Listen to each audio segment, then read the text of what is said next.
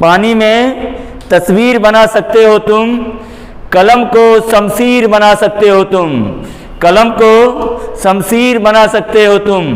कायर है वो लोग जो अपनी तकदीरों पे रोते हैं, कायर है वो लोग जो अपनी तकदीरों पे रोते हैं। जैसी चाहो वैसी तकदीर बना सकते हो तुम। और इसी थॉट के साथ आज का मैं टॉपिक स्टार्ट करूंगा देश हित पे, और वो मेरा टॉपिक होगा reservation should be given on the basis of economical status, not on the basis of caste or religion। आज का मेरा पहला वीडियो होगा आरक्षण का आधार आर्थिक होना चाहिए, न कि जातिगत और धार्मिक। दोस्तों, जैसे कि आपको मालूम होगा, हमारा देश का संविधान जो है 26 नवंबर 1949 को पारित हो गया था और 26 जनवरी 1950 को हमारा संविधान लागू हो गया। और उस समय जो संविधान बनने के बाद जो हमारे देश की आर्थिक, सामाजिक और राजनीतिक स्थिति थी, वो आज के आर्थिक, सामाजिक और राजनीतिक स्थिति से बहुत अच्छी नहीं थी। तो उस समय हमारे समाज की ये मांग थी, जो पिछड़े, अति पिछड़े या जो भी हैं, माइनॉरिटीज़ हैं, उनको समाज के मुख्य धारा में लाने के लिए उनको कुछ विशेष छूट की प्रावधान की जाए। उसी आधार पे आरक्षण दिया गया और आज तक वो आरक्षण चलता हुआ आ रहा है। लेकिन आज के डेट में हमारे समाज की आर्थिक, सामाजिक और राजनीतिक ज़रूरत कुछ दूसरे टाइप से है, कुछ अलग टाइप से है।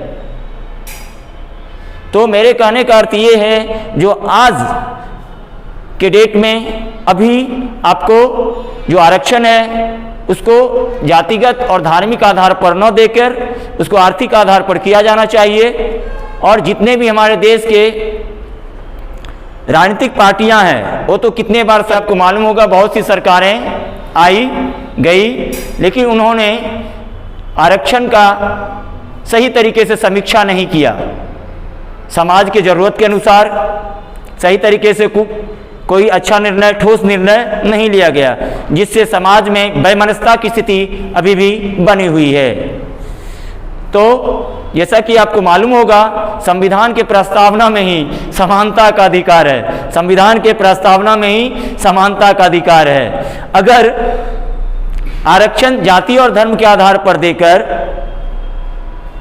जाति और धर्म के आधार पर देकर क्या समाज के हर एक वर्गों, हर एक गरीबों को उनका अधिकार मिल सकता है या उनका अधिकार नहीं मिल सकता है? तो इस पे चर्चा होनी चाहिए या नहीं होनी चाहिए? होनी चाहिए। दूसरी बातें हैं, जब संविधान में ही समानता का अधिकार दिया गया है, तो क्यों नहीं उन समानता के अधिकारों को धरातल पर लाया जाना चाहिए। और इसीलिए मैं कहना चाहता हूं, जो आरक्षण का आधार धार्मिक और जातिगत ना होकर आर्थिक होना चाहिए। मीन्स हमारे समाज के जितने भी गरीब हैं, पिछड़े हैं, जो गरीबी रेखा से नीचे हैं, चाहे वो किसी भी जाति, धर्म या मजहब से संबंध रखते हों, उन तमाम आदमी को, तमाम नागरिकों को उनका हक मिलना चाहिए। और ये हक तब मिल सकता है जब आरक्षण का आधार जातिगत और धार्मिक न होकर आरक्षण का आधार आर्थिक होगा। उनके आय का स्रोत को देखा जाना चाहिए और आय के स्रोत को देखते हुए उनके बच्चों को, उनको सहयोग किया जाना चाहिए। अगर भारत को एक शक्तिशाली भारत, एक समृद्ध भारत बनाना है, तो भारत के तमाम नागरिकों को साथ लेकर चलना होगा। हमारे भारत सरकार को ध्यान होना चाहिए या ध्यान रखना चाहिए, एक समृद्ध भारत और एक सशक्त भारत और एक मजबूत भारत का निर्माण तभी हो सकता है जब हमारे देश के सभी नागरिकों को उनका समान अधिकार मिले और समान रूप से उनको उनका हक दिलाने के लिए देश के तमाम नागरिकों को साथ आना चाहिए।